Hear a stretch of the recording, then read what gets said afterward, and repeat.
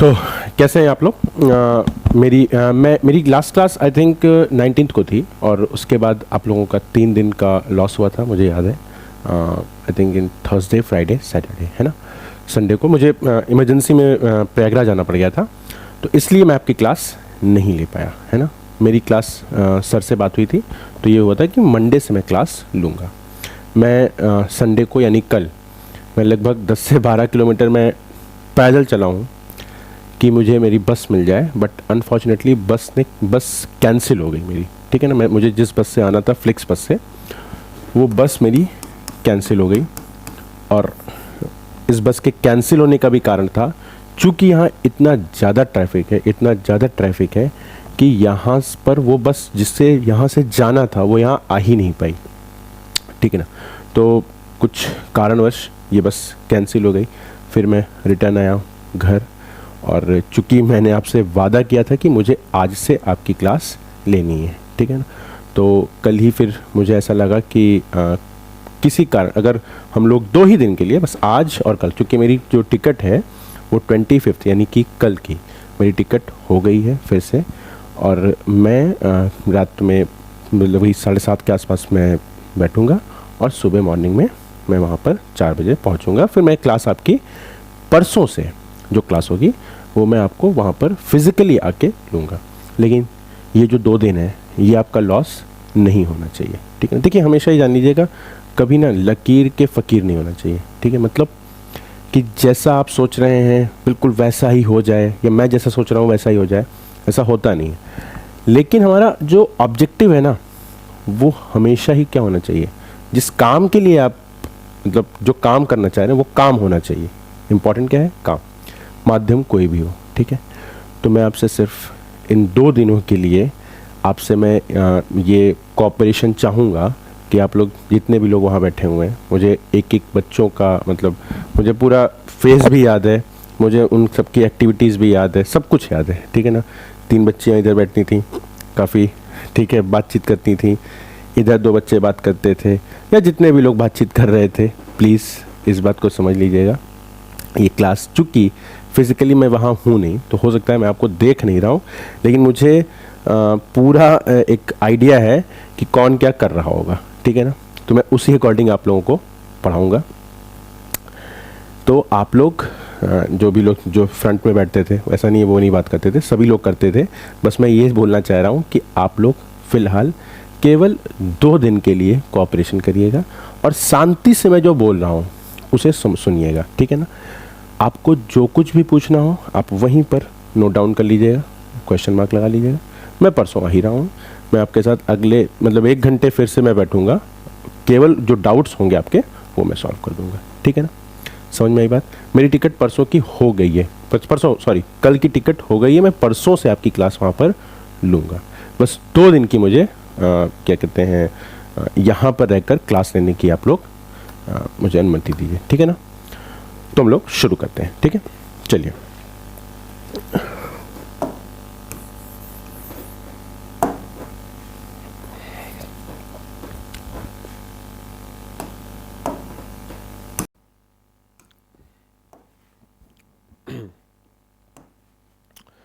तो अभी ये पहले सबसे पहले हम लोग एक क्विक रिवीजन कर लेते हैं कि हम लोगों ने क्या क्या पढ़ लिया है, सो दैट आप थोड़ा कनेक्ट हो पाएंगे उस सब्जेक्ट से, है ना।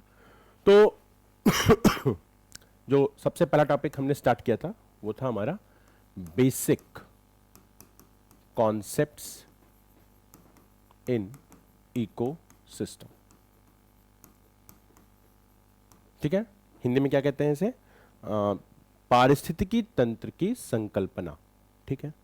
तो ये टॉपिक हम लोगों ने शुरू किया था, जिसमें जो सबसे पहले हम लोगों ने पढ़ा था, इसमें हम लोगों ने देखा था डेफिनेशन, परिभाषा देखी थी किसकी? इकोसिस्टम की।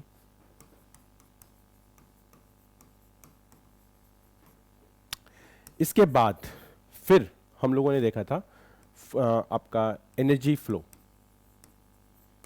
क्या देखा था? एनर्जी फ्लो, ऊर्जा का प्रवाह, जो एक दिशीय था यानी यूनिडायरेक्शनल था, पहली बात। दूसरी बात, यहीं पर अच्छा आप ही लोग याद करिएगा किस व्यक्ति ने इसे दिया था, तो ये आप लोग याद करिएगा, अगर नहीं याद आ रहा है तो कॉपी में पीछे देखिएगा, ठीक है ना। लेकिन याद रखिएगा ये क्वेश्चन आ सकता है, ठीक, याद है ना। मैं बता देता हूँ, लिंडमैन करके कुछ याद आ रहा हो अगर आप लोग को तो, ठीक है।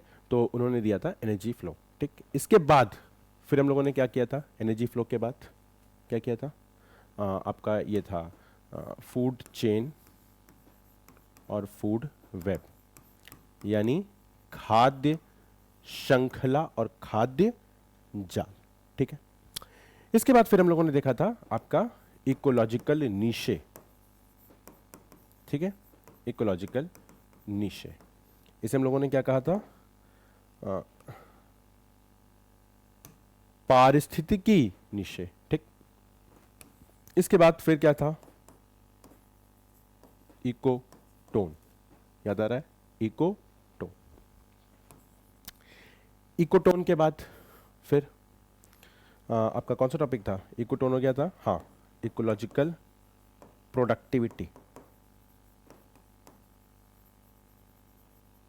याद आ रहा है, पारिस्थितिकी तंत्र उत्पादकता।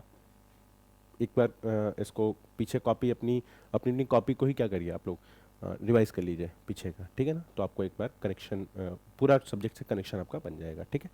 तो इकोटोन था, फिर क्या था, पारिस्थितिकी तंत्र उत्पादकता, याद आ रहा है, नेट प्रोडक्टिविटी बताई थी, ग्रॉस प्रोडक्टिविटी बताई थी, याद आ रहा है सब कुछ, ठीक। इसके बाद फिर हम लोगों ने देखा था जो हमारा अगला टॉपिक था वो था हमारा इकोलॉजिकल पिरामिड, इकोलॉजिकल पिरामिड, ठीक है, याद है। तीन तरह के पिरामिड थे, एक था एनर्जी का, एक था नंबर का, एक था बायोमास का, ठीक है, सॉरी।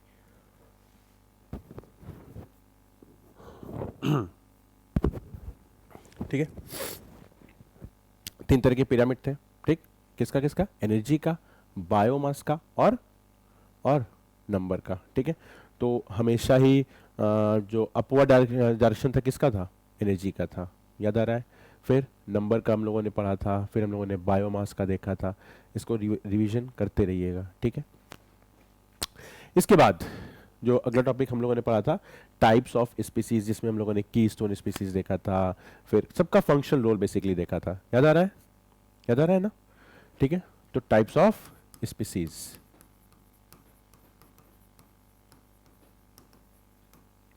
ठीक। कीस्टोन स्पीसीज का एग्जांपल भी मैंने दिया था आपको, ग्रे वुल्फ का दिया था एग्जांपल, फिर मैंने एग्जांपल दिया था सवाना ग्रासलैंड में एलिफेंट का एग्जांपल दिया था, ठीक है ना। फिर हम लोगों ने देखा था इंडिकेटर स्पीशीज देखे थे, ठीक है ना, तीन चार तरीके के देखा था, इसको आप लोग बार बार मैं बोलूँगा रिवीजन कर लीजिएगा।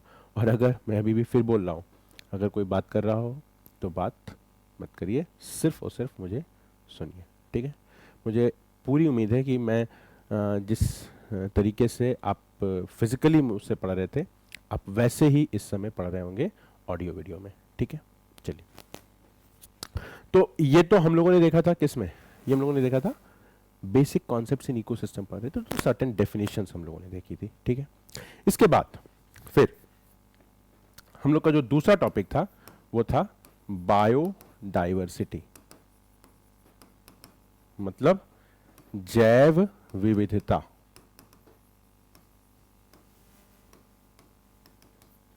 ठीक है, जैव विविधता।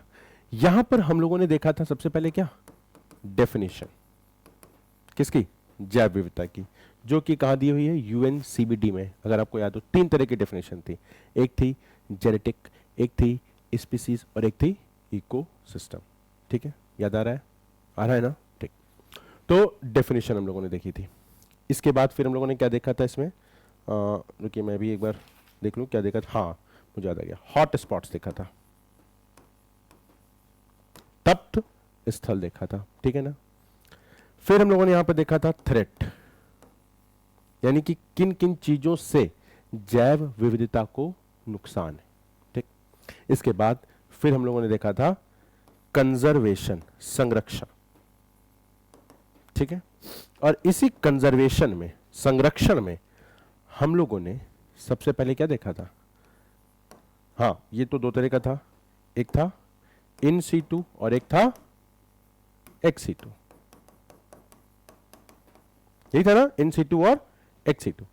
तो इन C2 में आपका biosphere reserve, tiger reserve, national park, wild life sanctuary, ये सारी चीजें थी। एक्स-C2 में जूलॉजिकल पार्क था, बोटेनिकल गार्डन था, ये सारी चीजें थी।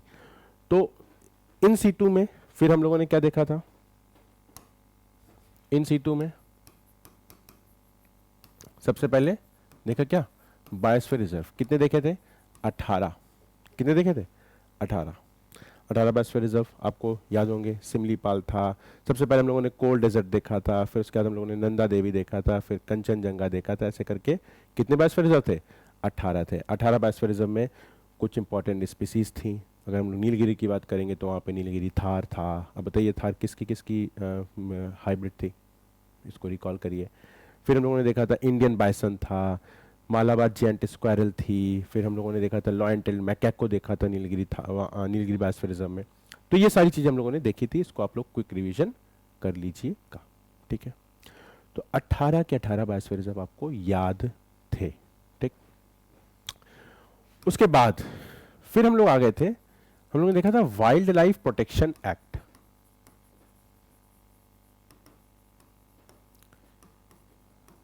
ठीक है ना। तो वाइल्ड लाइफ प्रोटेक्शन एक्ट 1972, इसके तहत हम लोगों ने देखा था कि नेशनल पार्क और वाइल्ड लाइफ सेंचुरी, क्योंकि नेशनल ये बायोस्फीयर रिजर्व किसके अंतर्गत आता था? UNESCO.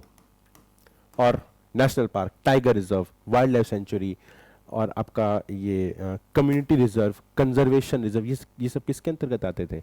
Wild life protection act 1972। आपको याद होगा, मैंने आपको बताया था 72 में इसमें नेशनल पार्क और वाइल्ड लाइफ सेंचुरी थे। फिर उसके बाद इसमें 1992 में जूलॉजिकल अथॉरिटी ऑफ इंडिया बनाई गई थी, जिसके तहत जूलॉजिकल पार्क बनाए गए, जू वगैरह। फिर उसके बाद हमने आपको बताया था 2002 में कंजर्वेशन रिजर्व और कम्युनिटी रिजर्व, यानी कि संरक्षण मंडल और सामुदायिक मंडल, इसका आपको डिफरेंस बताया था। मैंने आपको नेशनल पार्क और वाइल्ड लाइफ सेंचुरी के बीच में भी डिफरेंस बताई थी, ठीक है ना। तो ये सब हम लोगों ने देखा था। इसके तो इसमें क्या था? सबसे पहले नेशनल पार्क और वाइल्ड लाइफ सेंचुरी यानी राष्ट्रीय उद्यान और वन्य जीव अभ्यारण्य के बीच में डिफरेंस। फिर उसके बाद हम लोगों ने देखा था कंजर्वेशन रिजर्व और कम्युनिटी रिजर्व, यानी संरक्षण मंडल और सामुदायिक मंडल के बीच में भी अंतर बताया था आपको, ठीक है ना, कि कहाँ पर किसकी लैंड है या किसकी ज़्यादा पावर है, कौन अथॉरिटेटिव है, किस पर ज़्यादा कंट्रोल कर रही है गवर्नमेंट, तो कंजर्वेशन पर कर रही थी, कम्युनिटी पर कम कर रही थी। ये सब चीज़ें हम लोगों ने बताई थी। इसके बाद फिर हम लोगों ने देखा था टाइगर रिजर्व, आपको याद होने चाहिए। तो आप बताइए पक्के टाइगर रिजर्व कहाँ है, ठीक है। तो इसको रिकॉल करिएगा। तो ये सारी चीज़ें हम लोगों ने देखी थी वाइल्ड प्रोटेक्शन एक्ट 1972 के तहत, ठीक है। इसके बाद फिर हम लोगों ने देखा था टाइप्स ऑफ इकोसिस्टम, यानी कि पारिस्थितिकी तंत्र तो बहुत तरह के हैं, ठीक है ना। इनमें 3 इंपॉर्टेंट था। एक बात हम लोगों ने की थी आर्द्र भूमि की, किसकी? वेटलैंड्स की, ठीक। दूसरी बात हम लोगों ने की थी मैंग्रोव फॉरेस्ट की।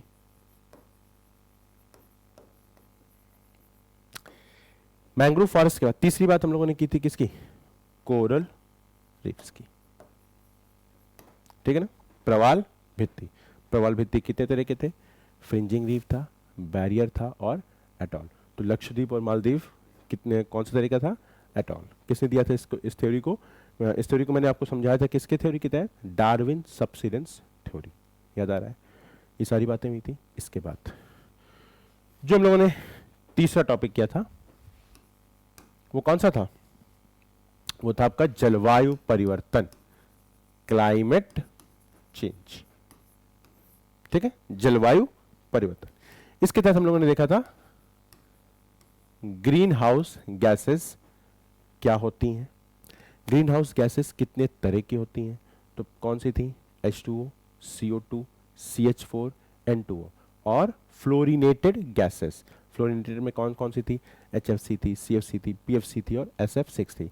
मैंने आपको ये भी बताया था कि क्योटो प्रोटोकॉल फेज़ 1 में कौन सी गैस थी, क्योटो प्रोटोकॉल फेज़ 2 में कौन सी गैसेस थी, ये सारी चीज़ें बताई थी। ठीक है, तो इसके बाद फिर हम लोग ने देखा था क्या, cause and effect, cause and effect यानी कारण और प्रभाव। तो क्लाइमेट चेंज का कारण क्या था और क्लाइमेट चेंज का प्रभाव क्या था, आई थिंक यहीं तक हम लोगों ने पढ़ाई की थी। तो ये तो रहा क्लाइमेट चेंज। ठीक है, अब जो हम लोग पढ़ने जा रहे हैं वो टॉपिक कौन सा है,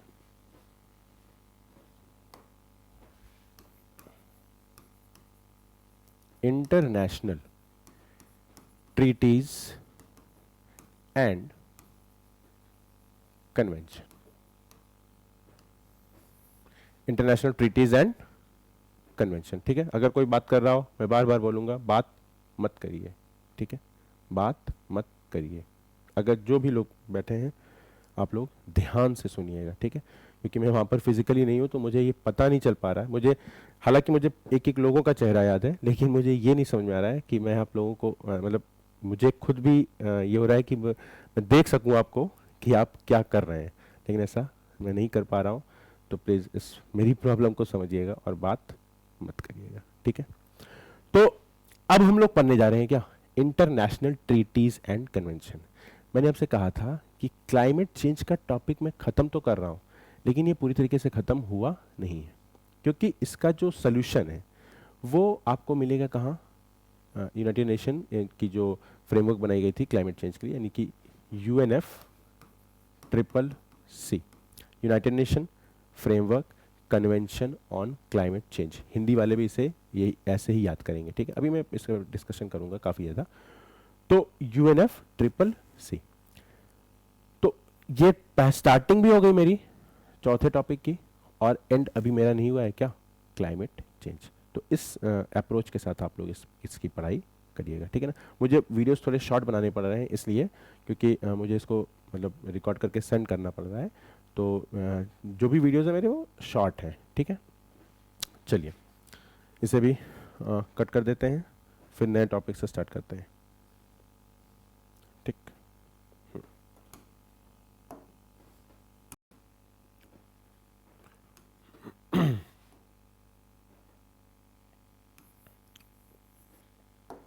तो अब हम लोग देखने जा रहे हैं international treaties and convention, Hindi में कहते हैं अंतर्राष्ट्रीय संधियां एवं कानून।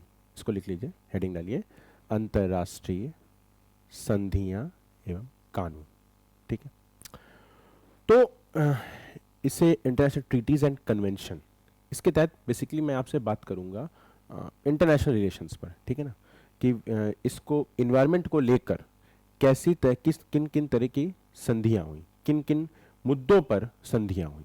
ठीक है ना, मैं आपसे यही बात करने जा रहा हूँ। ठीक, तो ये जो इंटरनेशनल ट्रीटीज एंड कन्वेंशन है, इसके लिए हमें एक टाइमलाइन समझनी होगी। ठीक है, थोड़ा टाइमलाइन का मतलब थोड़ा आपको बैकग्राउंड जानना जरूरी है। ठीक है ना, तो आपको ज़्यादा लिंक कर पाएंगे आप। ठीक, तो जो पहला अगर इसमें देखा जाए तो आपको मैंने बताया भी था कि 1971 के आसपास एक क्लब ऑफ रोम, एक संस्था थी जिसने एक लिमिट्स टू ग्रोथ मॉडल बनाया था। क्या बनाया था, लिमिट्स टू ग्रोथ मॉडल। याद आ रहा है, मैंने आपको बताया था कि जिसमें इन्होंने कहा था कि सन 2100 यानी कि आने वाले समय में, आने वाले 100-200 साल में पूरी की पूरी दुनिया खत्म होने की कगार पर रहेगी, यानी दुनिया को बहुत खतरा है। ठीक है ना, क्यों खतरा है, क्योंकि जैसे जैसे आप विकास कर रहे हैं वैसे वैसे आप पर्यावरण का क्षरण कर रहे हैं, इन्वायरमेंट का डिग्रेडेशन कर रहे हैं। ठीक है ना, तो इकोनॉमिक डेवलपमेंट होगा, तो मैंने आपको ये भी बताया था कि इकोनॉमिक डेवलपमेंट होगा तो इन्वायरमेंटल डिग्रेडेशन होगा। तो इस लिमिट्स टू ग्रोथ मॉडल में कहा गया, इसे इसे कहा जाता है बेसिकली नियो माल्थुसियन थ्योरी। ठीक है, नियो माल्थुसियन थ्योरी, यानी कि माल्थस एक व्यक्ति थे जिन्होंने एक थ्योरी दी थी। तो कहा गया कि उसी थ्योरी का एक नया एक डायमेंशन है, वो क्या है, नियो माल्थुसियन थ्योरी। तो लिमिट्स टू ग्रोथ मॉडल को क्या कहा गया? Neo Malthusian theory. अब बात यह थी कि माल्थुसियन थ्योरी क्या थी। तो माल्थस बेसिकली एक व्यक्ति थे, ठीक है, जिन्होंने एक थ्योरी बनाई, इसे क्या कहा? Malthusian theory of population.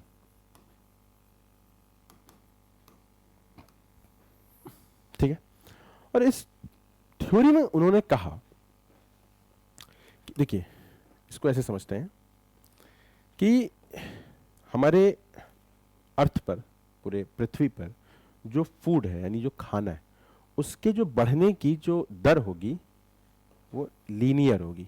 क्या होगी? लीनियर। ठीक है, लेकिन जो पॉपुलेशन जो इस खाने को कंज्यूम करेगी, जो फूड को कंज्यूम करेगी, उसकी दर ऐसे बढ़ेगी। शुरुआत में तो कम होगी और अचानक से बढ़ जाएगी। ये बेसिकली ई की पावर एक्स का ग्राफ भी है। अगर किसी ने मैथमेटिक्स पढ़ा हो तो इसे ई की पावर एक्स का ग्राफ भी कहते हैं। तो ये कहा गया कि एक्सपोनेंशियल, यानी जो पॉपुलेशन है वो आपकी जनसंख्या, वो पूरी की पूरी आपकी कैसे बढ़ेगी? ऐसे एक्सपोनेंशियल बढ़ेगी। ठीक है, तो आप देखिए कि फूड शुरुआती समय में तो फूड ज्यादा है लेकिन लोग कंज्यूम करने वाले कम। बट यहां पर इस जगह पर ये जो पॉइंट है, ये क्राइसिस ऑफ, ये क्या है? इसे हम कह सकते हैं पॉइंट ऑफ क्राइसिस। ठीक है, यानी कि ये एक ऐसी जगह है जहां से होगा क्या कि पॉपुलेशन ज्यादा हो जाएगी और फूड कम हो जाएगा। ठीक है ना, और ऐसे केस में कई तरीके के आपदा आने की संभावनाएं हैं, वो चाहे मानव जनित हो, वो चाहे प्राकृतिक हो। तो देखिए, अगर ऐसा होगा तो वॉर भी होगी, है ना, कंपटीशन होगा, हो भी रहा है, आपको दिख भी रहा है सारे अगर कंपटीशन की जड़ कहाँ है? अगर आप देखेंगे, देखिए जितने भी तरह के आप प्रॉब्लम्स को देखेंगे ना, हर तरह की जो प्रॉब्लम्स हैं उसके अगर आप रूट पर जाएंगे तो आपको पॉपुलेशन ही मिलेगी। इनफैक्ट आप जो ये प्रिपरेशन कर रहे हैं, अगर सोचिए पॉपुलेशन कम होती तो सबको क्या कहा जाता? प्लीज़ आइए और आईएएस बन जाइए। ठीक है, बस आपको आकर सिग्नेचर कर। ठीक, तो ऐसा तो है नहीं। क्यों? क्योंकि पॉपुलेशन है, सीटें कम हैं, लोग ज़्यादा हैं। खाने के साथ भी यही है, खाने के लिए भी आपको फाइट ही करनी है ना। वो अलग बात है कि निगेटिव नहीं होना चाहिए कि खाने के लिए फाइट करना है। आपके अंदर इतना तो टैलेंट, देखिए हर व्यक्ति के अंदर कोई ना कोई स्किल होता है। ठीक है, बस उस स्किल को पहचानने की बात है, और उसको पहचान कर आपको क्या करना है? बस उसको आप अगर इन्हांस करते जाएंगे अपनी स्किल को, तो चीज़ें अपने आप बेटर होती जाती हैं। ठीक है, आपको कुछ करना नहीं होता, बस आपको अपनी स्किल को एक स्किल को मेंटेन करना है। ठीक है, तो वैसे ये भी माल्थुसियन थ्योरी ने क्या कहा कि पॉपुलेशन ज़्यादा हो जाएगी, जनसंख्या ज़्यादा हो जाएगी और खाना कम हो जाएगा एक समय। तो ऐसे समय में क्या होगा? कई तरीके की समस्याएं और उत्पन्न हो जाएंगी, जैसे वॉर, कंपटीशन, एक्सप्लॉयटेशन शुरू हो जाएगा। ठीक है, हो भी रहा है। तो ये था क्या? Malthusian theory. अगर आपको बनाना है, क्योंकि ये कई बार आता है आपके यूपीपीसीएस वगैरह में कि population, Malthusian theory of population क्या है वगैरह वगैरह, तो एक बार आप लोग पहले इसको बना लीजिए। ठीक है ना, मैं आप लोगों को 40 सेकंड का टाइम दे रहा हूँ। ठीक है, बनाइए।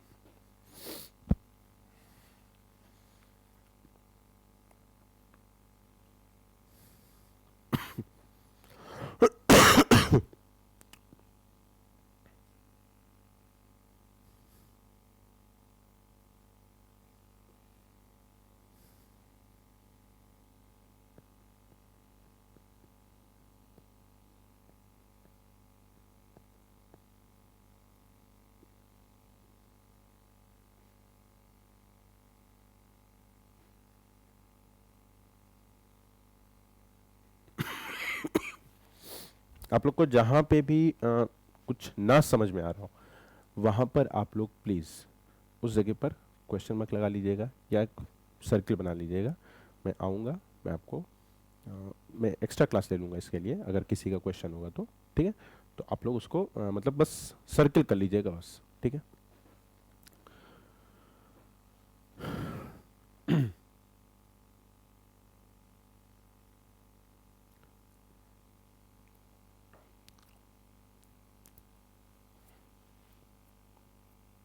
तो उम्मीद करते हैं कि आप लोगों का ये बन गया होगा, ठीक है।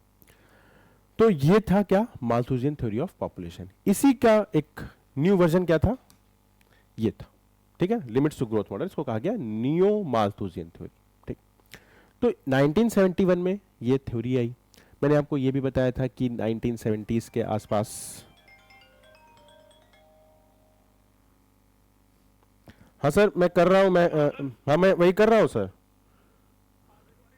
हाँ मैं कर रहा हूँ, मैं दे रहा हूँ आपको, ठीक है, थोड़ी देर में। हाँ मैं कर रहा हूँ सर, 2 मिनट रुक जाइए, बस 2 मिनट, ठीक है, मैं कर, हाँ। तो देखिए, मैं जब ये रिकॉर्डिंग कर रहा हूँ तो मेरे पास खजान सर की कॉल आ रही है कि सर मतलब इमरजेंसी, इसको जरूर करिएगा, ठीक है।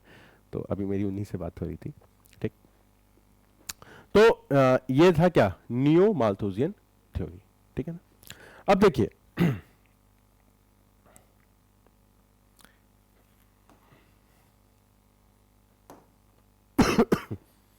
हाँ, तो 1971 में मैंने आपको एक बात ये भी बताई थी कि 1960s के आसपास यूरोप में, जापान में कई तरह की पर्यावरणीय प्रदूषण टाइप ऑफ हो रहा था, जिसमें कि मिनीमाटा डिजीज हो रही थी जापान में, मैंने बताया था आपको, मरकरीज होती है।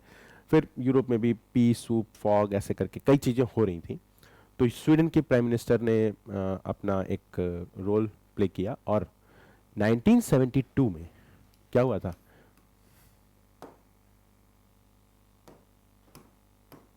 1972 में स्टॉकहोम कन्वेंशन हुआ। क्या हुआ, स्टॉकहोम कन्वेंशन। ये भी मैंने आपको बताया है, जिसमें हमारी इंदिरा गांधी, हमारी देश की प्रधानमंत्री गई थी, और यहां पर से आने के बाद ही यहां पर क्या बना था, वाइल्ड लाइफ प्रोटेक्शन एक्ट 1972, अगर आपको याद आ रहा हो तो, ठीक है। तो ये सारी बातें हो रही थी, ठीक है। इसके बाद फिर 1983 में एक कमीशन बनाया गया। मैं भी आपको क्या बता रहा हूं, टाइमलाइन बता रहा हूं, ठीक है ना। तो इसे बस समझते चलिएगा कि कब क्या हो रहा था, ठीक है। तो 1983 में ब्रंटलैंड कमीशन बना। क्या बना, ब्रंटलैंड कमीशन का निर्माण हुआ। अब ये ब्रंटलैंड कमीशन क्या है, तो अगर अभी मैं आपको आगे पढ़ाऊंगा, क्या ये क्या है, हिंदी में क्या कहा जाएगा, ब्रंटलैंड आयोग, ठीक है। तो अच्छा, साथ में इसको टाइमलाइन को लिखते चलिएगा एक रफ, ठीक है। तो ब्रंटलैंड कमीशन के तहत क्या हुआ था, जो सस्टेनेबल डेवलपमेंट का जो कॉन्सेप्ट आया, सतत विकास का जो संकल्पना आई सस्टेनेबल डेवलपमेंट की, वो इसी के तहत आई थी, ठीक है। इस पर हम लोग अभी बात करेंगे काफ़ी ज़्यादा, इसमें सोशल, इकोनॉमिक और इन्वायरमेंट, कई तरह के पर्सपेक्टिव पर बात की गई थी। मैं बात करूंगा जब मैं आपको क्या पढ़ाऊंगा, सस्टेनेबल डेवलपमेंट। तो ये कमीशन बनाया गया, ठीक है। अब देखें ना, लगभग हर 10 वर्ष पर कुछ ना कुछ हो रहा है, ठीक है। इसके बाद 1992 में फिर से एक कमीशन, क्या कहते हैं, कन्वेंशन हुआ, और उसे क्या कहा गया, अर्थ समिट 1992, अर्थ समिट 1992, ठीक है। अभी देखिए, 20 वर्षों के बाद सभी देश मिलकर ये सोचे कि कुछ हुआ तो है नहीं पिछले 20 साल में, थोड़ा बहुत ही मतलब ये कह लीजिए कि हो पाया। तो 1972 के 20 वर्षों बाद सब सारे देश फिर से एक मतलब एक जगह पर मीटिंग किए, ठीक है, जिसे नाम क्या दिया गया, अर्थ समिट 1992। ये हुआ कहाँ था, तो ये हुआ था हमारा रियो डी जेनेरो, यानी कि ब्राजील, ठीक है। तो ये सब हुआ वहां पर। अच्छा, अब ये जो अर्थ समिट हुई, ये आप कह सकते हैं कि जितने भी तरह के कन्वेंशन हुए उसका रूट कहां है, यहीं पर है, सब कुछ यहीं से हुआ, ठीक है। तो अर्थ समिट पर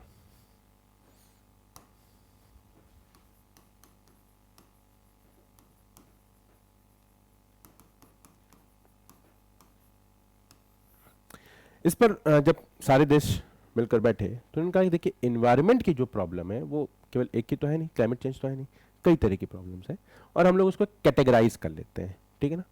तो जिसमें से जो पहली कैटेगरी किसकी थी, क्लाइमेट चेंज, हिंदी में क्या कहेंगे, जलवायु परिवर्तन, ठीक है। तो क्या क्या देखिए पहली प्रॉब्लम तो क्लाइमेट चेंज है, जलवायु परिवर्तन। उसके बाद जो दूसरी प्रॉब्लम है वो है आपकी बायोडाइवर्सिटी की, ठीक है ना, यानी हमें इसकी भी समस्याओं को समझना होगा, ठीक। इसे हिंदी में क्या कहते हैं आपको पता है, जैव विविधता, ठीक। तो पहला क्या है, क्लाइमेट चेंज, दूसरा क्या था, बायोडाइवर्सिटी। तीसरी प्रॉब्लम जो थी वो थी हमारी डेजर्टिफिकेशन की, किसकी, डेजर्टिफिकेशन, यानी कि मरुस्थलीकरण,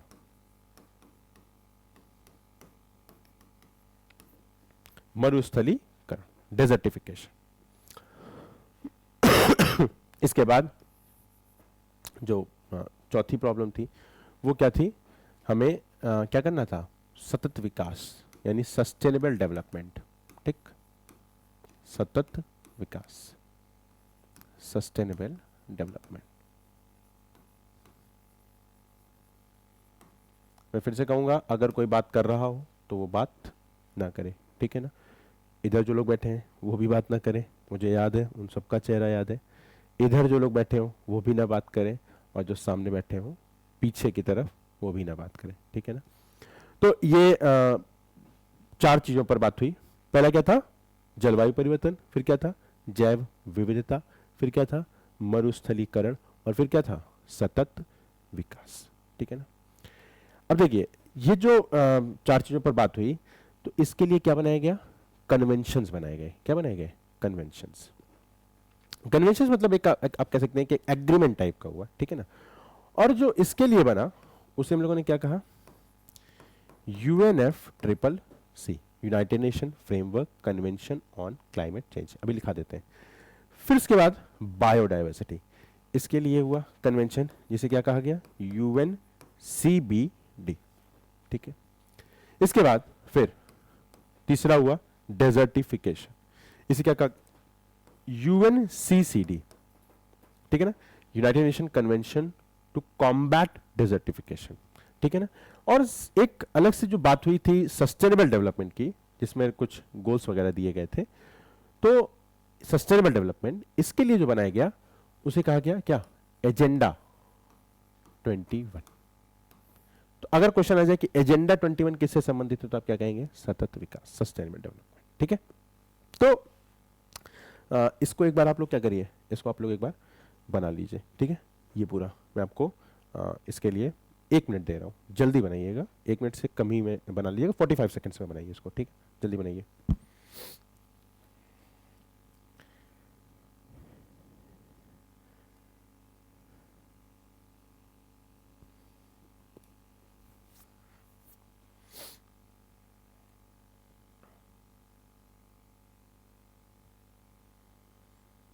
अब ये सारी चीज़ें तो मुझे इंग्लिश में ही लिखनी पड़ेगी, ठीक है ना, क्योंकि ये है ही इंग्लिश में, ठीक है। इसका फुल फॉर्म मैं लिख देता हूँ, जैसे इसे क्या कहते हैं, अच्छा पहले इसको बनाइए फिर मैं लिख रहा हूँ, पहले इसको बनाइए।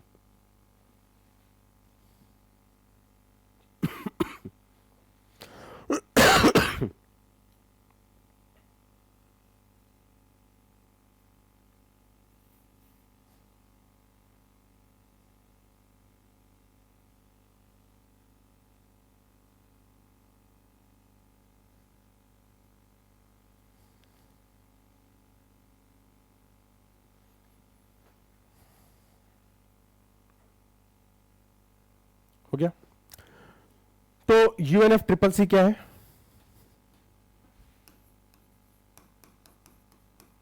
इसे कहते हैं United Nation Framework Convention on Climate change. इसे इंग्लिश में ही लिख पाएंगे, ये आपकी भी मजबूरी है और मेरी भी मजबूरी है, ठीक है ना। तो क्या कहते हैं इसे, United Nation Framework Convention on Climate Change, ठीक। दूसरा था हमारा यूएनसीबीडी, इसे कहते हैं United Nation Convention on Biodiversity, जैव विविधता पर, ठीक है। United Nation Convention on Biodiversity, ठीक। तीसरा है हमारा यूएनसीसीडी, तो यूनाइटेड नेशन कन्वेंशन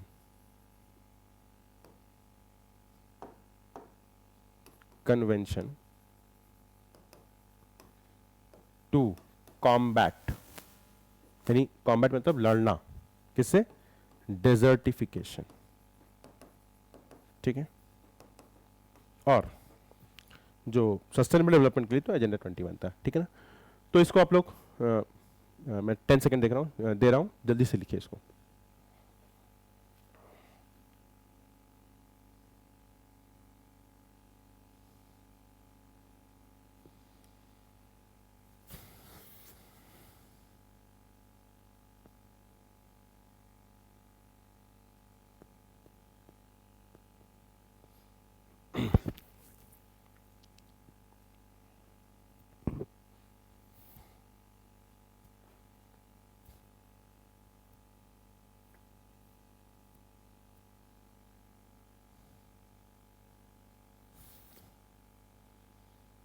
ठीक है, तो हाँ, होपफुली आप लोग का ये काम हो गया होगा। अब देखिए अब हम लोगों को बात क्या करनी है इन तीनों पर।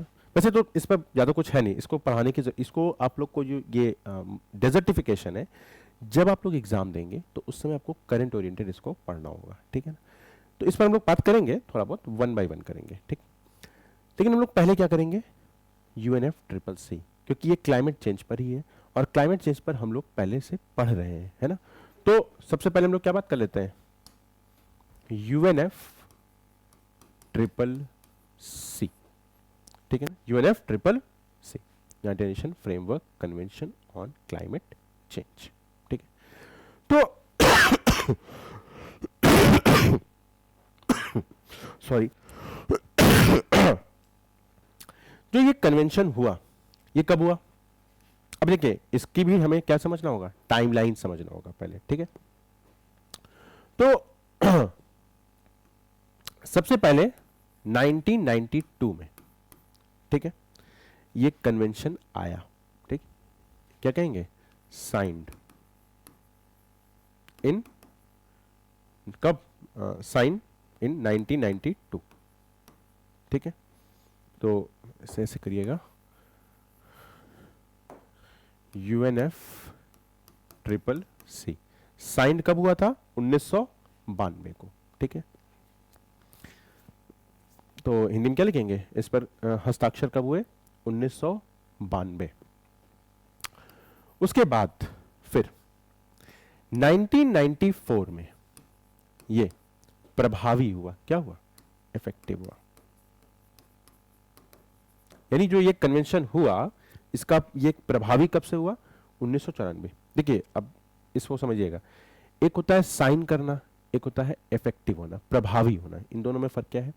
तो जब भी कोई इंटरनेशनल ट्रीटी होती है, यानी संधि वगैरह होती है, तो जब सारे देश के जो प्रमुख होते हैं, जो राष्ट्र अध्यक्ष वगैरह होते हैं, वो जाकर वहाँ पर सिग्नेचर तो कर देते हैं, ठीक है। लेकिन जब वो अपने देश में आएंगे तो उन्हें क्या करना होता है, उससे अपनी संसद में रेटिफाई कराना होता है, यानी कि संसद की अनुमति लेनी होती है, ठीक है ना। तो उसके लिए थोड़ा टाइम तो चाहिए। तो साइन होगा, अब वो हर देश में क्या होगा, रेटिफिकेशन होगा, हर देश की संसद में क्या होगा, रेटिफिकेशन होगा। तो उसमें कितने समय हो गया, 2 साल लग गए, 1994।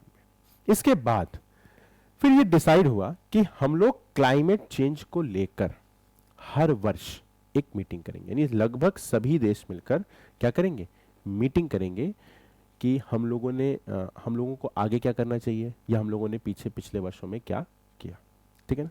तो इसके तहत जो पहली मीटिंग हुई थी वो कब हुई थी, 1995, कॉप, इसे क्या कहते हैं? COP. COP means Conference of Parties, Conference of Parties. तो पहली कॉप कब हुई थी? 1995 में। कहां हुई थी? बर्लिन में। कहां हुई थी? बर्लिन। बर्लिन कहां है? जर्मनी में। ठीक है, तो यहां पर पहली मीटिंग हुई और इस पर एक मीटिंग में ये डिसाइड हुआ कि हम लोगों को एक प्रोटोकॉल लाना होगा। क्या लाना होगा? प्रोटोकॉल। प्रोटोकॉल मीन्स होता है रूल्स एंड रेगुलेशंस, ठीक है ना, कुछ नियम वगैरह बनाना। तो वो एक तरह से फिर वो एक, अब जैसे आप ही लोग देखिएगा तो प्रोटोकॉल जो होते हैं वो कोई ऐसा तो नहीं कि वो मैंडेटरी हो जाते हैं। जैसे कि मैं क्लास में जब आता हूँ, एंटर करता हूँ, तो आप लोग खड़े हो जाते हैं, ठीक है ना, मॉर्निंग विश करने के लिए, ठीक है। तो ये क्या है? एक तरह से रूल्स एंड रेगुलेशंस बनाए गए हैं स्कूल कॉलेजेस वगैरह में, तो वो आप लोग अभी भी फॉलो कर रहे हैं, है ना। तो ऐसा ही कुछ, ये क्या है? ये एक प्रोटोकॉल है ना। प्राइम मिनिस्टर का एक अलग से प्रोटोकॉल होता है, हर किसी का अपना एक प्रोटोकॉल होता है। तो उसी तरीके से ये क्या है? एक प्रोटोकॉल। कहा गया कि एक नियम लाएंगे हम लोग। क्या लाएंगे? रूल्स एंड रेगुलेशंस लाएंगे, उसमें हम लोग कुछ गाइडलाइंस रखेंगे, ठीक। तो वो जो प्रोटोकॉल आया, वो आया कब? 1997, जिसे हम लोगों ने क्या कहा? Kyoto protocol. क्या कहा? Kyoto protocol. क्योटो कहाँ है? जापान में। तो वहीं पर ये मीटिंग हुई, तो इसी को हम लोगों ने क्या कह दिया? Kyoto protocol. और इसके तहत ये डिसाइड हुआ कि जो हाँ सर, मैं बना रहा हूँ वीडियो, थोड़ा सा टाइम लगेगा। मैं आपको 10 बजे हर हाल में दे दूंगा, ठीक है। हेलो सर, मैं वीडियो बना रहा हूँ, बस 5 मिनट रुक जाइए आप, बस, ठीक है। अच्छा 5 मिनट में। अच्छा मैं ये कह रहा था, हाँ यूट्यूब पे लाइव भी कर सकते हैं हम लोग। हाँ, मैं बिल्कुल मैं कर रहा हूँ, एक सेकंड रुकिए। यूट्यूब पे लाइव भी हो सकता है। सर एक सेकंड सर, 5 मिनट रुक जाएंगे क्या? 5 मिनट रुक जाइए बस, ठीक है। 5 मिनट ठीक है। हाँ, तो 1997 में क्या हुआ?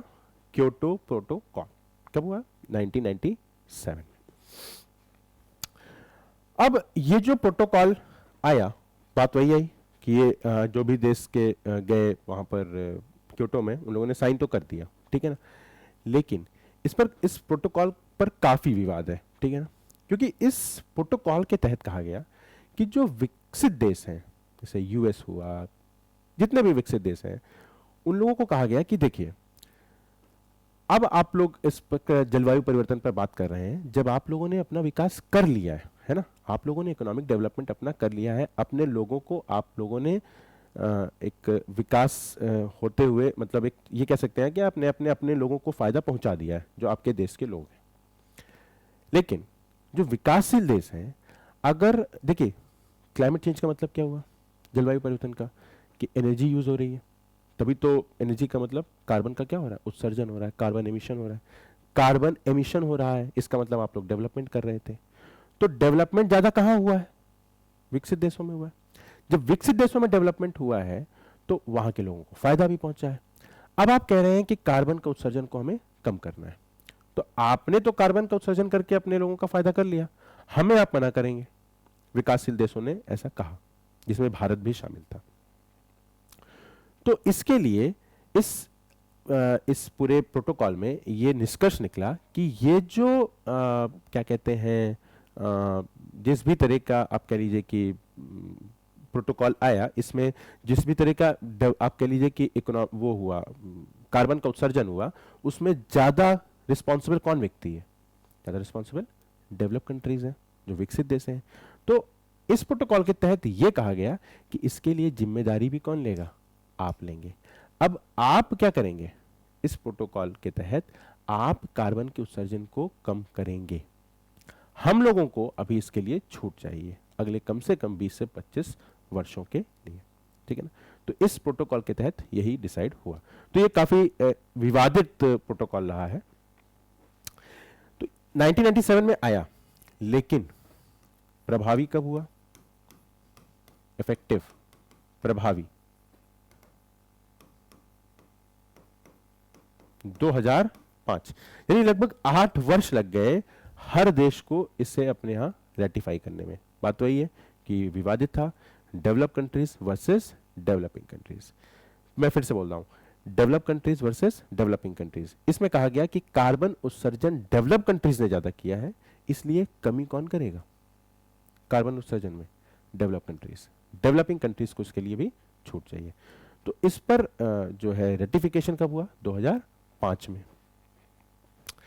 अब देखिए ये जो रेटिफिकेशन हुआ, इसके तहत 2008 से 12 का एक क्योटो प्रोटोकॉल फेज 1 बनाया गया। क्या बनाया गया? Kyoto protocol phase 1। ठीक। इस क्योटो प्रोटोकॉल फेज 1 में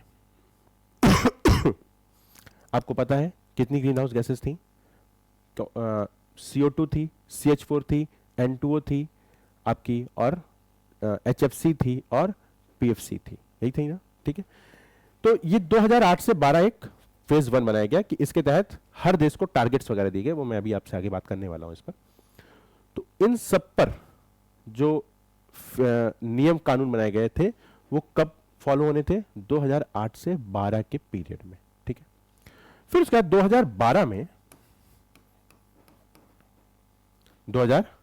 में आप कह लीजिए कि दोहा समिट हुई। क्या हुई? दोहा समिट। और इस दोहा समिट में जो डेवलप कंट्रीज थी उन्होंने कहा था कि नहीं, ये बिल्कुल भी सही नहीं है कि इस पूरे के पूरे क्लाइमेट चेंज के लिए आप पूरी तरीके से किसको ब्लेम कर रहे हैं? डेवलप कंट्रीज को। इस पर डेवलपिंग कंट्रीज का भी योगदान है। और चाइना, चूंकि सबसे ज्यादा कार्बन का उत्सर्जन कौन कर रहा था? चाइना कर रहा था। भारत भी कर रहा है। तीसरे नंबर पे कार्बन उत्सर्जन अगर टोटल देखा जाएगा तो भारत भी कर रहा है, लेकिन सबसे ज्यादा कौन है? चाइना कर रहा है। और चाइना आता किस में है? विकासशील देश में। वो उस समय किस में आता था? डेवलपिंग कंट्रीज में आता था। और सबसे ज्यादा कर भी रहा है उत्सर्जन। तो उनका कहना था कि ज्यादा जो उत्सर्जन कर रहा है उसे छूट मिल रही है। ऐसा डेवलप कंट्रीज का कहना था कि चाइना ज्यादा कर रहा है लेकिन उसे भी फिर भी क्या मिल रही है? छूट मिल रही है। और हम लोगों के ऊपर इसका ब्लेम भी किया जा रहा है और हमें इसका रेगुलेशंस करने के लिए भी कहा जा रहा है। तो ये तो सही है नहीं। हमें इस पर फिर से सोचने की जरूरत है और एक नए संधि की जरूरत है। तो इस पर काफी डिबेट हुआ और फिर ये निष्कर्ष निकला कि ठीक है, हम लोग अब से बैठेंगे और एक नए संधि पर बात करेंगे जिसमें दोनों देशों का दोनों तरह के देशों का, यानी डेवलप कंट्रीज और डेवलपिंग कंट्रीज, दोनों लोगों के का इस पर कंट्रोल करने की बात की। और तब तक हम लोग क्या करेंगे? क्योटो प्रोटोकॉल का फेज 2 ले आएंगे। क्या ले आएंगे? क्योटो प्रोटोकॉल का फेज 2 2012 से 20। ठीक है ना? हालांकि ये बना तो, लेकिन प्रभावी कभी भी नहीं हुआ। 2012 के बाद 2020 में, सॉरी 2015 में इस दोहा समिट में जो बात हुई थी कि हम लोग नए संधि के साथ आएंगे, वो संधि थी हमारी पेरिस ट्रीटी। कौन सी संधि थी? पेरिस ट्रीटी थी। ठीक है, आई बात समझ में? तो कब हुआ पेरिस ट्रीटी? 2015 में हुआ। ये प्रभावी कब हुआ? 2020 से। ठीक, 2020। इसके बाद भी हुआ है, एक ग्लासगो समिट भी हुआ है, इस पर हम लोग बात करेंगे। तो ये पूरी की पूरी क्या है? एक टाइमलाइन है। ठीक है ना? अब आपको 1 मिनट दिया जा रहा है, इसे आप लोग चुपचाप उतार लीजिएगा बिना बात किए। ठीक है, जल्दी उतारिए।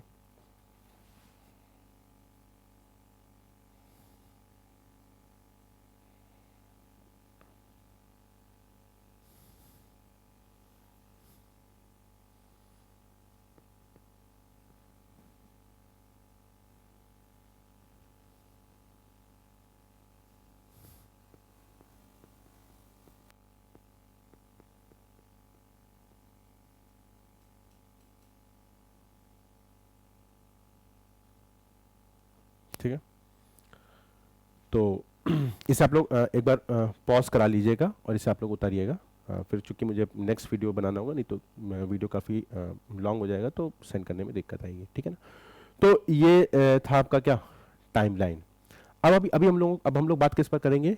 क्योटो प्रोटोकॉल पर, जो नियम कानून यानी जो आर्टिकल्स वगैरह थे उस पर हम लोग कुछ बात करने जा रहे हैं, ठीक है ना? वो हम लोग बात करेंगे किसमें?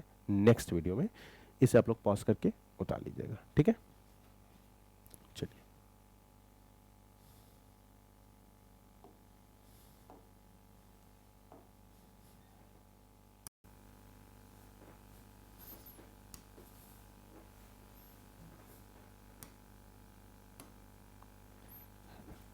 तो लास्ट वीडियो में हम लोगों ने बात किया था यूएनएफ ट्रिपल सी के कन्वेंशन, इस पर टाइमलाइन पर, है ना? तो अब हम लोग जो देखने जा रहे हैं क्योटो प्रोटोकॉल, ठीक है ना? क्योटो प्रोटोकॉल, एक बार देख लूँ आवाज़ आ रही है या नहीं, ठीक है? हाँ, सही है। तो अब हम लोग बात कर रहे हैं क्योटो प्रोटोकॉल पर, ठीक है ना? तो बेसिकली क्योटो प्रोटोकॉल के बारे में आपने समझ लिया कि वो बेसिक बनाया क्यों गया था। क्लाइमेट चेंज के लिए बनाया गया था। उस पर काफ़ी विवाद भी था। डेवलप कंट्रीज यानी विकास, जो विकसित देश हैं और विकासशील देश हैं, उनके बीच में एक डिबेट भी थी। तो क्योटो प्रोटोकॉल के तहत जब ये नियम बनाया गया तो कुछ एनेक्सचर्स बनाए गए थे, जिनमें पहला जो एनेक्स था, एनेक्स मतलब आप कह सकते हैं रूल्स, है ना? तो जो पहला रूल था, देखिए 3 रूल्स थे। एक एनेक्स 1 था, एनेक्स 2 था और एक नॉन एनेक्स कंट्रीज के लिए था। वो मैं अभी धीरे धीरे बात करूंगा। तो एनेक्स 1 कंट्रीज, इसके अंतर्गत पहले तो ये जान लेते हैं कि कौन कौन से देश आते थे। तो एक आता था, मतलब जो कंट्रीज हैं जिसमें जिसमें जिसे हम कह सकते हैं डेवलप्ड कंट्रीज, विकसित देश, उन्हें हम लोग क्या कहते हैं? ओईसीडी कंट्रीज भी कहते हैं, यानी कि Organisation for Economic Co-operation and Development. मैं फिर से बोल रहा हूँ, Organisation for Economic Co-operation and develop and development countries, ठीक है? तो ये क्या था? ओईसीडी कंट्रीज हैं ये, ठीक है? जिसे हम, अगर आप मुझसे पूछेंगे इसे वन वर्ड में बोला क्या बोला जाएगा, तो मैं कहूँगा विकसित देश, ठीक? दूसरा एक कंट्रीज है ईआईटी कंट्रीज, ठीक है? अब ये सब इंग्लिश में ही है तो इंग्लिश में बताना पड़ेगा मुझे।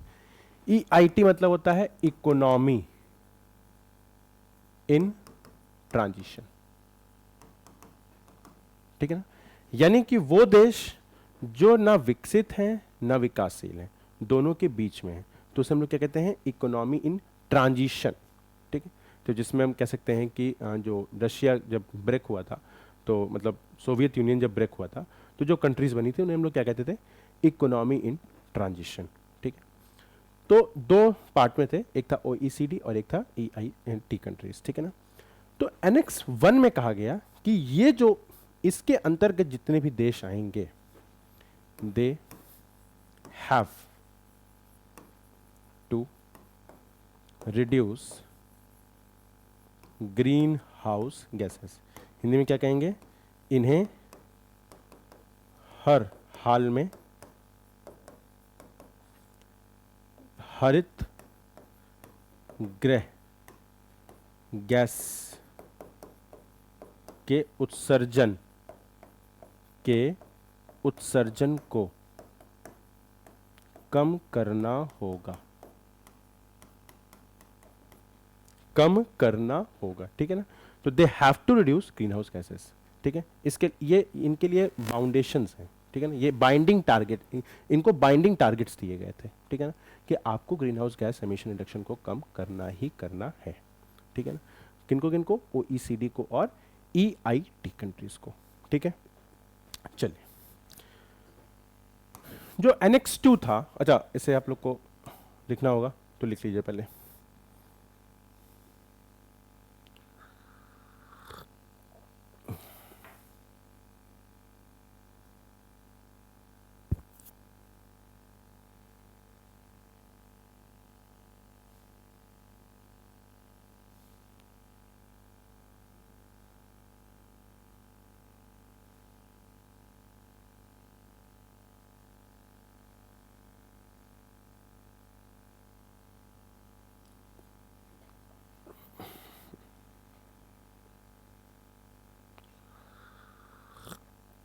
जितने भी लोग बात कर रहे हैं प्लीज़ बात मत करिए। मैंने भी कुछ नाम वगैरह मंगाए थे आप लोगों के, तो विवेक मुझे याद है, रोहित, वंशिका, ठीक है ना, आप लोग बहुत बात करते थे, अनन्या, हनुमंत और ज्योति, शिवानी, बुद्धपाल। मैं ये आशा करता हूँ कि आप लोग क्लास में प्रेजेंट होंगे और बात नहीं कर रहे होंगे, अच्छे से समझ रहे होंगे, ठीक है ना।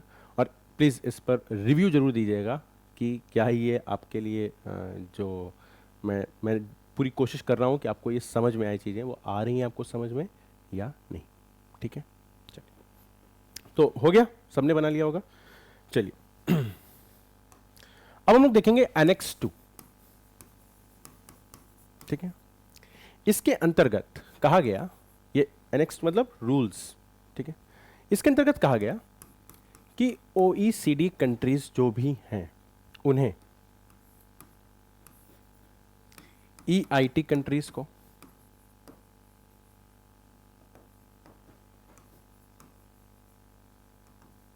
और डेवलपिंग कंट्रीज को,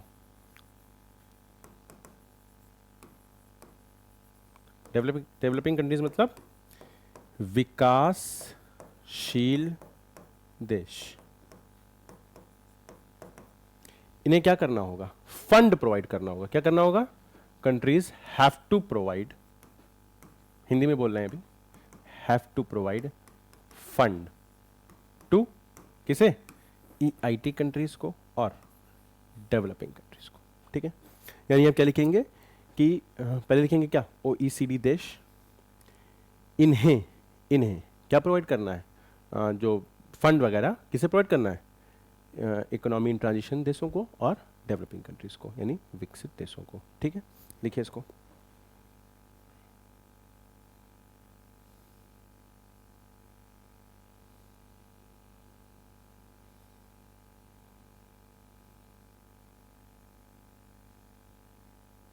ठीक है ना, फंड का हिंदी क्या होता है, निधि होता है, ठीक है, निधि, ठीक। तो ओईसीडी देशों को, ईआईटी देशों को और विकासशील देशों को निधि प्रोवाइड करनी होगी, ठीक है ना, फाइनेंस प्रोवाइड करना होगा, ठीक है, आर्थिक सहायता देनी होगी। आप हिंदी में और अच्छे से क्या लिख सकते हैं, आर्थिक सहायता किसे देनी है, ओईसीडी देशों को किसे देनी है, ईआईटी को और डेवलपिंग को। ये लिखा कहाँ है, एनेक्स 2 यानी जो रूल बनाए गए हैं उसमें एनेक्स 2 में ये बात लिखी हुई है, ठीक है ना। लिखिए जल्दी।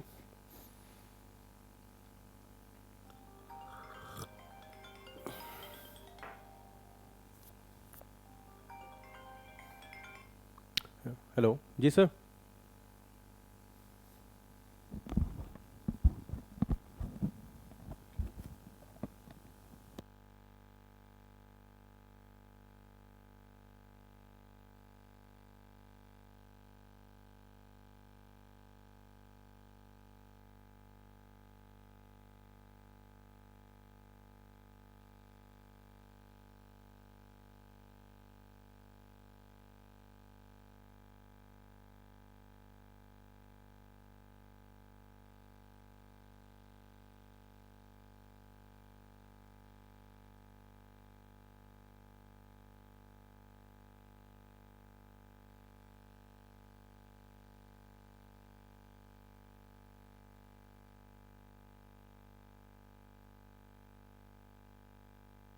तो मुझे वहाँ से भी मतलब कांटेक्ट करना है कि जो मैं दे रहा हूँ वो सही दे रहा हूँ या नहीं, ठीक है, मतलब आप तक जो मैं पहुँचा रहा हूँ वो उसी तरीके से पहुँच रहा है या नहीं, ठीक है। तो उम्मीद करता हूँ आपके पास पहुँच रहा होगा। तो ये बात आपको समझ में आ गई है कि एनेक्स 2 में क्या था, ओईसीडी देशों को क्या करना था, ईआईटी कंट्रीज और डेवलपिंग कंट्रीज को देना था, ठीक है। एक सेकेंड, हेलो। हाँ सर, बात फोन करिए, चलो बात करो, अभी है नहीं है, नहीं नहीं क्या दिक्कत है आपको? ठीक, तो ये था आपका, हेलो।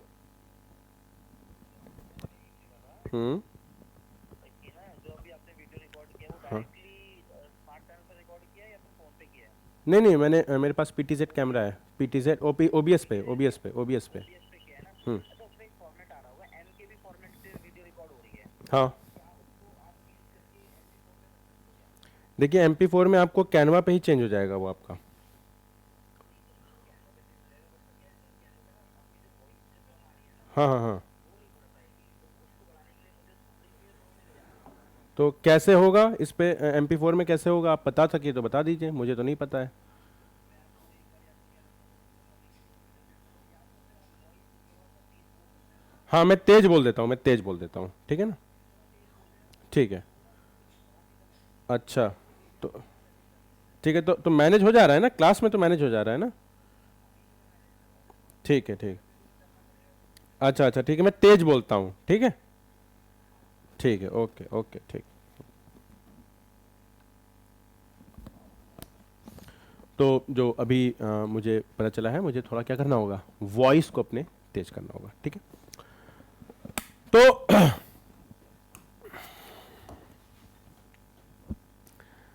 ये बात थी किसकी, एनेक्स 2 कंट्रीज की, ठीक। अब देखिए,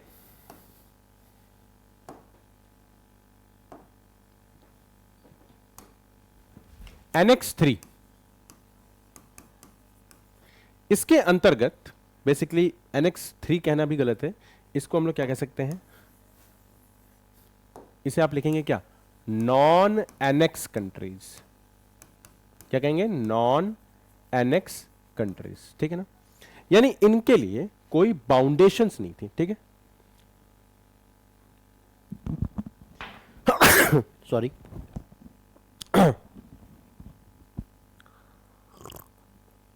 इनके लिए कोई भी बाउंडेशंस नहीं बनाई गई थी। इसके अंतर्गत कौन से देश आएंगे, डेवलपिंग कंट्रीज आएंगी,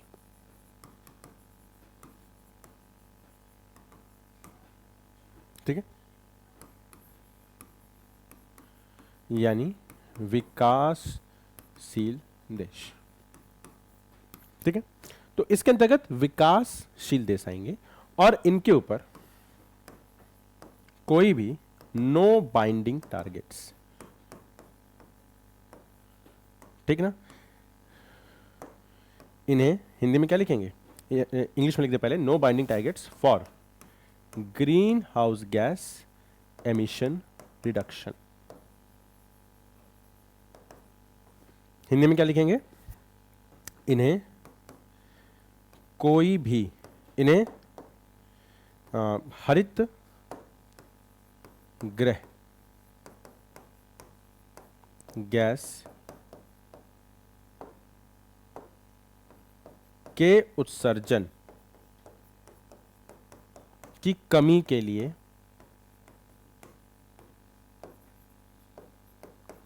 कोई बाध्यता, कोई बाध्यता नहीं थी, ठीक है।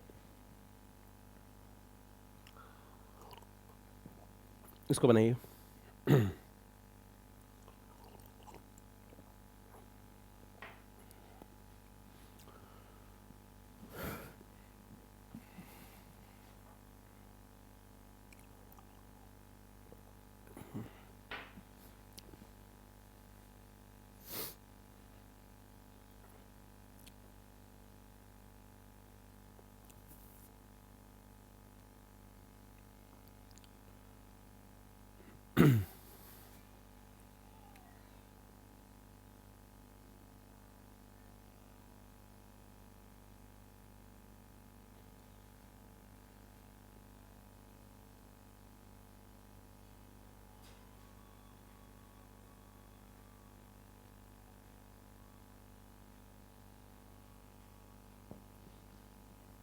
ठीक है, हो गया होगा, है ना। तो अभी मैंने आपसे जो बात की, मैंने रूल्स पर बात की क्योटो प्रोटोकॉल के, जिसमें पहला था एनेक्स 1, जिसमें ओईसीडी कंट्रीज और ईआईटी कंट्रीज को क्या कहा गया कि आपको ग्रीन हाउस गैस के इमिशन को कम करना ही करना होगा, पहली बात।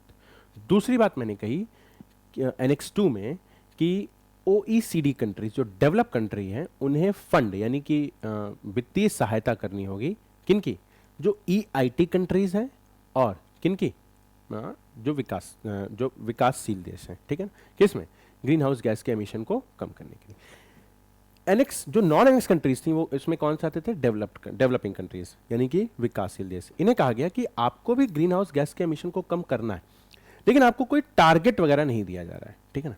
आप कोशिश करेंगे कि आप भी ग्रीन हाउस गैस के उत्सर्जन को कम करें, लेकिन कोई बाउंडिंग टारगेट्स आपके पास नहीं है, ठीक है ना, कोई बाध्यता नहीं थी आपके पास, ठीक है। बात समझ में आ रही है? ठीक। तो ये तो बात रही एनेक्स 1, एनेक्स 2 और नॉन एनेक्स। एक दो और है, यहीं पे बता देते हैं। एक है आपका एनेक्स ए, ठीक है, एनेक्स ए। इस एनेक्स ए में दिया हुआ है list of green house gases, मतलब कि यहां पर एक सूची दी है ग्रीन हाउस गैस की, जिसमें क्योटो प्रोटोकॉल फेज 1, फेज 1 के तहत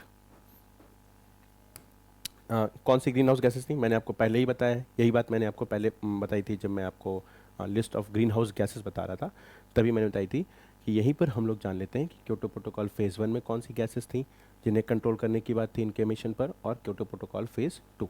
तो फेज 1 में कौन सी थी? आपकी थी CO2, CH4, N2O, ठीक है। फिर आपकी थी HFC, PFC और SF6, यही थी, है ना। फेज 2 में ये कब से कब था? 2012 से 20। फिर फेज 2 में तो फेज 1 की gases, phase 1 gases plus NF3, ठीक है ना। बाद में कौन सा जोड़ा गया था? NF3 को, ठीक है। तो ये था फेज 1 और फेज 2, ठीक। ये रहा आपका क्या? एनेक्स ए। इसको बनाइए पहले।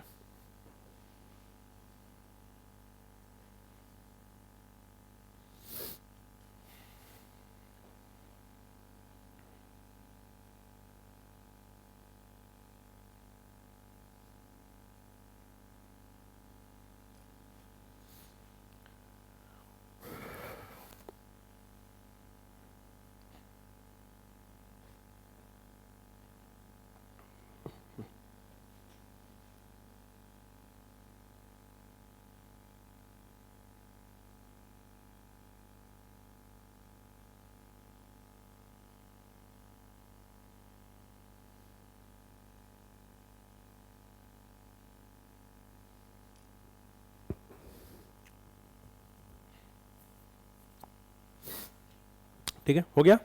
हो गया सबका? हाँ, ठीक है। मुझे बार बार यहाँ से रिमाइंड करना होता है कि आप लोग बात मत करें, क्योंकि मुझे पता है कि जैसे ही मैं मतलब जिनका हो जाता है वो क्या करते हैं, फिर वो बात करते हैं। तो प्लीज़ जो भी लोग बात कर रहे हो बात मत करिए, कॉन्सेंट्रेट करिए। कुछ परेशानियाँ तो आती ही हैं, है ना, लेकिन हमें अपने जो टारगेट्स हैं या जो लक्ष्य है, जो ऑब्जेक्टिव है, उसे हर हाल में पूरा करना होता है, ठीक है ना। तो मैं फिज़िकली वहाँ नहीं हूँ, लेकिन मैं क्या कहते हैं आपसे ऑडियो वीडियो के माध्यम से जुड़ा हुआ हूँ। तो प्लीज़ आप लोग बात मत करिए, ठीक है। चलिए, तो ये तो था आपका क्या? एनेक्स ए। अब इसके बाद हम लोग देखेंगे एनेक्स बी, ठीक है। एनेक्स बी, इसमें जो बाइंडिंग टारगेट्स थे, है ना, मतलब यहां पे आप कह सकते हैं कि list of countries having binding targets, Hindi में बता रहे हैं, हैविंग बाइंडिंग टारगेट्स फॉर, है ना, या ऐसे लिखिएगा, to cut emission of green house gases. यानी कि यहां पर उन देशों द्वारा, जिन देशों को बाइंडिंग टारगेट्स मिले हैं क्या करने के लिए, ग्रीन हाउस गैस के एमिशन के रिडक्शन को के लिए, उन्हें कम करना है, उसके लिए उन सभी देशों ने एक टारगेट लिया कि हम इस, यानी मान लेते हैं 1990 लेवल से हम 5% ग्रीन हाउस गैस का एमिशन कम करेंगे, या किसी ने कहा 6% या किसी ने कहा 10%, जितने भी लोगों ने मतलब जो डेवलप कंट्रीज थी बाइंडिंग टारगेट्स लिए थे, उन्हें कहाँ पे अपना दर्ज कराना था, एनेक्स बी में। तो हिंदी में क्या लिखेंगे कि यह उन देशों की सूची है जिन्होंने हरित गृह ऊर्जा के एमिशन को यानी कि उत्सर्जन की कमी के लिए बात की थी। ठीक है, तो हिंदी में क्या लिखेंगे कि ये उन देशों की सूची है जिन्होंने बाध्यकारी हरित गृह गैस का लक्ष्य लिया है, ठीक है। तो ये बाइंडिंग टारगेट्स हैं। ठीक है, इसको बनाइए जल्दी से, ठीक है ना। अच्छा, इसे आप लोग पॉज करिएगा और इसे लिख लीजिएगा। तो मैं अब चूँकि मैं बार बार करूँगा ना, मुझे वीडियोस शॉर्ट बनाने पड़ रहे हैं, बार बार मतलब एक पार्ट में बनाने पड़ रहे हैं ताकि आसानी से ये सारे वीडियोस आप तक पहुंच सकें। ठीक है ना। तो ये क्या था आपका जो क्योटो प्रोटोकॉल के तहत क्या था, जितने एनेक्सर्स वगैरह बनाए गए थे। तो हमने बात किया annex 1, annex 2, non annex countries, फिर एनेक्स ए और एनेक्स बी। मैं ये आशा करता हूँ कि आपकी कॉपी में लिख चुके होंगे आप लोग। अब हम लोग दूसरे मतलब वीडियो में हम लोग जो बात करने जा रहे हैं वो है हमारा फ्लेक्सिबल मार्केट मैकेनिज्म पर। ठीक है ना। तो इसे आप लोग पॉज करिएगा और आप लोग इसे लिखिएगा, फिर आप लोग नेक्स्ट वीडियो पर जाइएगा। ठीक है ना। Thank you.